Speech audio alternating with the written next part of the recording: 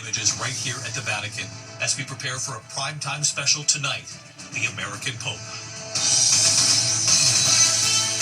From ABC News, this is ABC World News Tonight with David Muir, reporting tonight from the Vatican. Good evening tonight from the Vatican, the first ever American Pope celebrating his first Mass here, returning to the Sistine Chapel where he was just hours before for the conclave. He, of course, was among the 133 cardinals who were electing the next pope. And tonight here, for the first time, we hear from cardinals in that chapel and why they chose him. Less than 24 hours after being introduced as the new pope, Leo XIV back in the Sistine Chapel to celebrate Mass with the cardinals who put their faith in him. The pope began his first homily speaking in English and what he said to the cardinals who chose him. Tonight, the Vatican releasing this image from 24 hours ago, the newly elected Pope in solitary prayer, just before he was presented to the world. That powerful moment stepping out onto the balcony, his name revealed, the first Pope from the United States. Tonight, the celebrations back in the U.S., his brothers and childhood friends who call him Rob. He is still close with his brothers, playing Wordle with one of his brothers not long before becoming the new Pope. Bells ringing at his alma mater, Villanova, and at many Catholic churches across the country. And the children, these students at Our Lady of Mount Carmel Academy in Chicago, learning of the first American Pope and that he was from their hometown. Tonight, for the first time, we hear about the moment that Cardinal born in Chicago put his head in his hands, knowing where the math was headed inside the conclave, that he was about to become Pope. Tonight, less than 24 hours after being named the first American Pope, Pope Leo XIV celebrating his first Mass. Returning to the Sistine Chapel, where he was just hours before, among the 133 cardinals who decided he was the one. As he returned to the Sistine Chapel, Pope Leo XIV blessing the cardinals who chose him, the cardinals bowing to the new pope. Conducting the Mass in Italian, but beginning his homily in English. I'll begin with a word in English. Saying this to the cardinals from all over the world who placed their faith in him. You have called me to carry that cross and to be blessed with that mission. And I know I can rely on each and every one of you to walk with me as we continue as a church, as a community of friends of Jesus, as believers, to announce the good news, to announce the gospel. Those cardinals delivering a surprise to the world with their decision that came 24 hours, 21 minutes after those doors closed at the Sistine Chapel, the conclave. The announcement, we have a pope. Habemus Papam. And then history made on the balcony over St. Peter's Square. The cardinal born Robert Francis Prevost in Chicago, choosing to be called Pope Leo XIV, waving to the faithful. The world seeing the emotion clear on his face. His first words, peace be with you all. La pace sia con tutti voi. Tonight, the celebrations back in his hometown of Chicago that began with the children who were watching at Our Lady of Mount Carmel Academy. Cheering when they learned the first American Pope was from their town.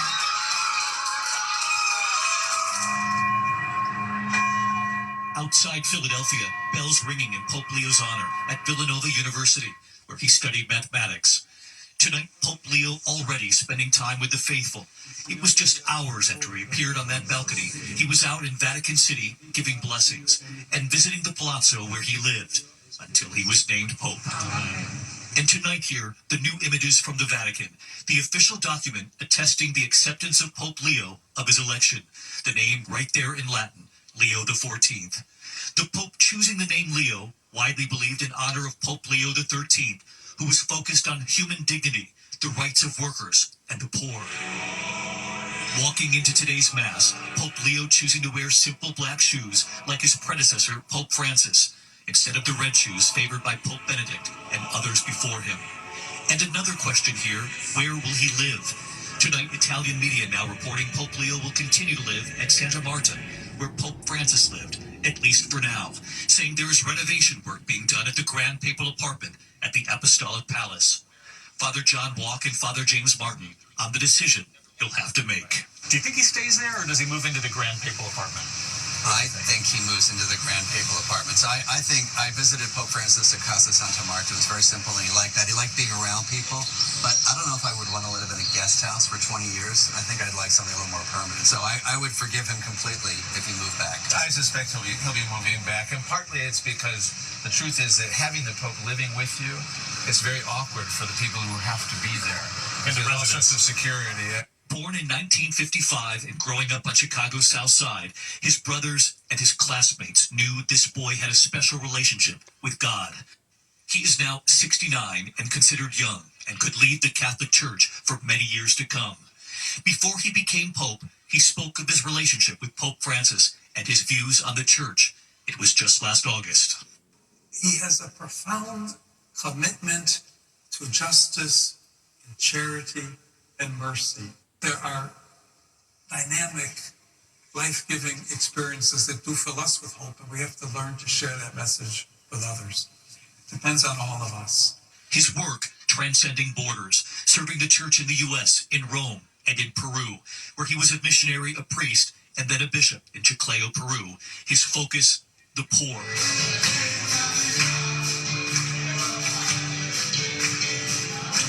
Tonight here, the images of Pope Leo back in 2014, singing Feliz Navidad with the youth ministry there. It was just 24 hours ago, children at the local Catholic school there cheering as his name was announced. They considered him family. Tonight, our Matt Rivers is in Peru. David, we're in the town of Chiclayo in northwest Peru, where Pope Leo spent decades working with the poor, preaching out of that cathedral there as bishop. The people of this town really see him as one of their own. They're thrilled. He's now Pope. That sign there on City Hall says Papa Leon, Pope Leo, Chiclayo, blessed. And back here in Rome tonight, the Americans we have met during our time here, including the McManus family from Long Island. Here for their daughter's wedding, they had no idea they would witness history, too. They hope Pope Leo can unite. Do you hope he has impact back home in the United States, too? I would hope so now. I hope the United States sees this as a big plus for us, and hope for that reason, to build those bridges and to bring those people back together. And when he said yesterday from the balcony, God loves everyone, did that land? Absolutely. Absolutely. Yes, it does. Absolutely. And if people didn't know that before, hopefully they heard that and they know it now. His brother Justin is studying at Villanova, where Pope Leo graduated. You're studying at Villanova, Yes, I am. and suddenly you learn that the Pope went to school at Villanova. Yeah. And when he stood up there and talked about building bridges with the world in this moment when there's so much conflict, what did that mean to you? That just meant the world. Just to have him, someone who has that such stronger connection to me as a Villanova alumni, being able to hear him say those words definitely hit my heart directly. So it's really a touching moment for me. Their mother, optimistic after what she heard on that balcony. Kindness is key. So I think everyone just needs to be kind to each other. It means a lot. If they keep pressing it, it's going to happen. You got to be hopeful. You got to believe. Hopeful for the American Pope. Absolutely. The hope from so many Americans right here in Rome. And as I mentioned, for the first time, we're hearing tonight from the cardinals who were in the conclave what it was about that cardinal from Chicago who would reach that 2/3 majority and become Pope. And tonight, back in the U.S., the celebrations for the boy who friends and family knew had a special connection to God growing up. Terry Moran, who is from Chicago, right here at the Vatican again tonight. Tonight, this native son of Chicago is now the leader of the world's 1.4 billion Catholics. Known to his brothers as Rob, to his friends as Bob, Pope Leo XIV, formerly Cardinal Robert Francis Prevost, still plays Wordle and Words with Friends with his brothers. Grew up here on East 141st Street in Dolton, Illinois, just across the line from Chicago's South Side. And he attended Mass at St. Mary's of the Assumption. The youngest of 3 boys, raised in a Catholic family, the future Pope seemed to be destined from a remarkably early age for a religious life. His brother John. I think from the time he was 5 or 6 years old, he knew this was his fate. Not that he would be a pope, that he would be a priest. As a boy, his brothers tell us, while they were playing cops and robbers, their little brother played priest, holding Mass using his mother's ironing board as an altar and Necco wafers for communion. He attended college at Villanova University in Pennsylvania, was ordained a priest in 1982, joining the Order of St. Augustine. 3 years later, he became a missionary in Peru, working in poor, remote areas for 2 decades, eventually becoming a Peruvian citizen.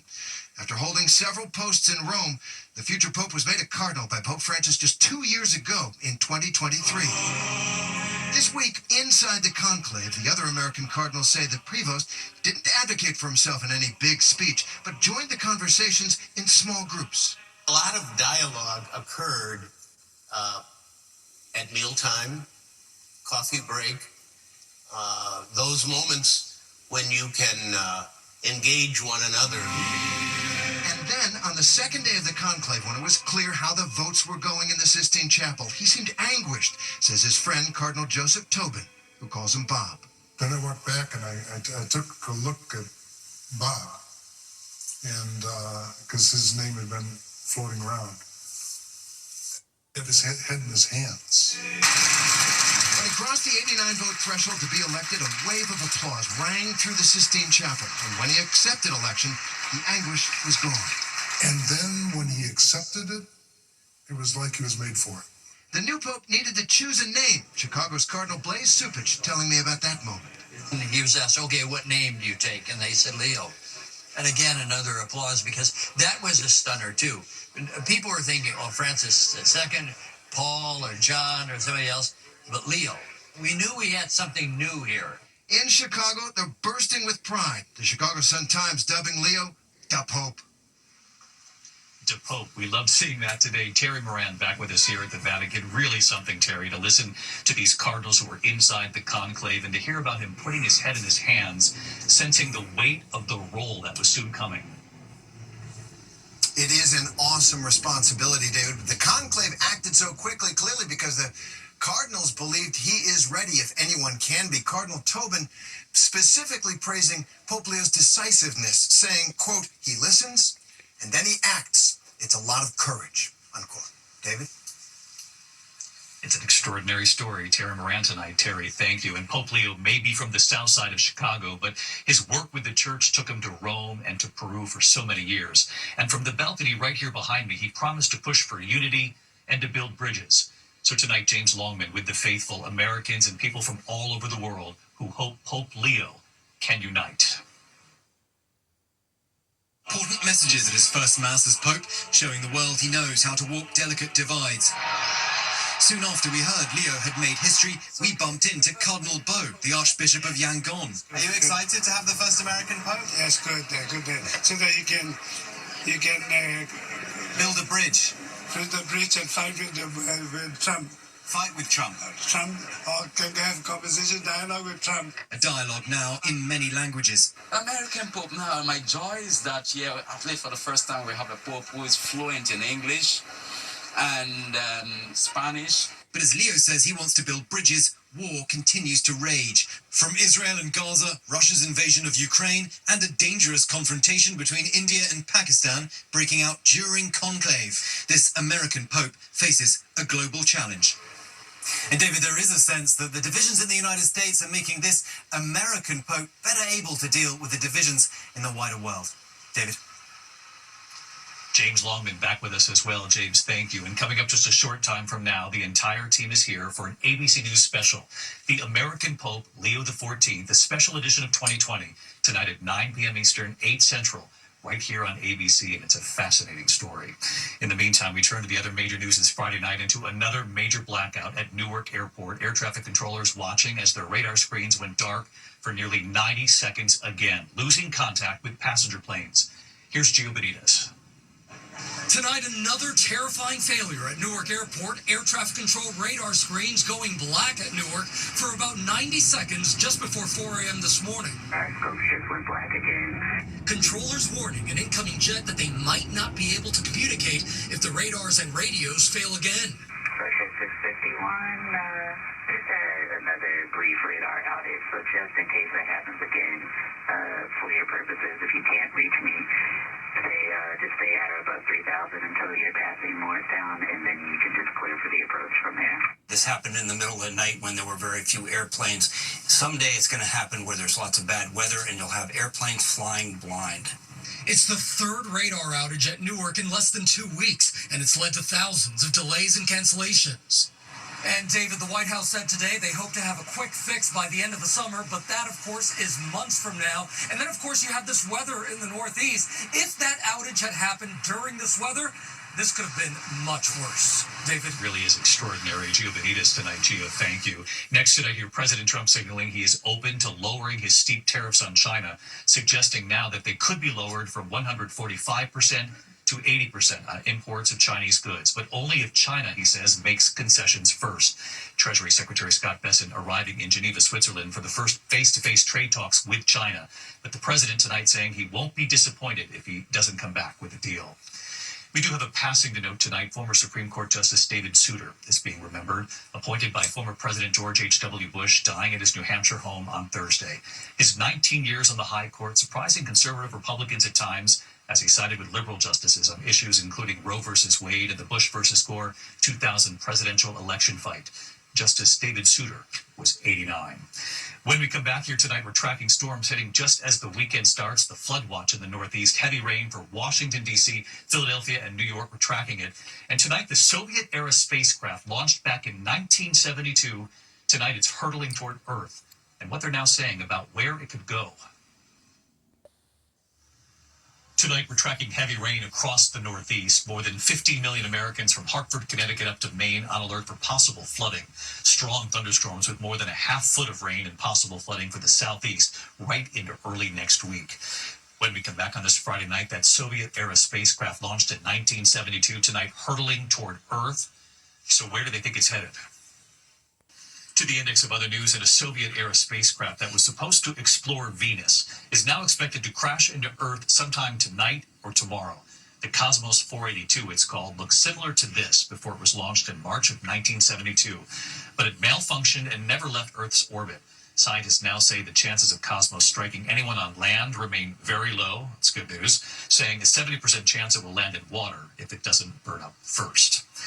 When we come back here tonight, the moving images from New York City to the Vatican here. What's been done for the first American Pope? History making from Chicago to the Vatican to the first American Pope. Now tonight, David Muir reporting The Conclave inside the Sistine Chapel. The breaking new event special. The American Pope, Leo XIV, tonight on ABC. Before we go tonight, from New York City to here in Rome, celebrating the first American Pope. The Empire State Building in gold and white. Two visitors from Missouri posing in front of St. Peter's Basilica. We can't get enough of those school children in the Pope's hometown of Chicago reacting to the news. And in Peru, where Pope Leo spent more than 20 years, a children's choir displaying photos of Leo XIV. They consider him family. Thank you for watching on this historic week. I'm David Muir. I'll see you at 9 p.m. Eastern tonight for our ABC News special, The First American Pope. Good night.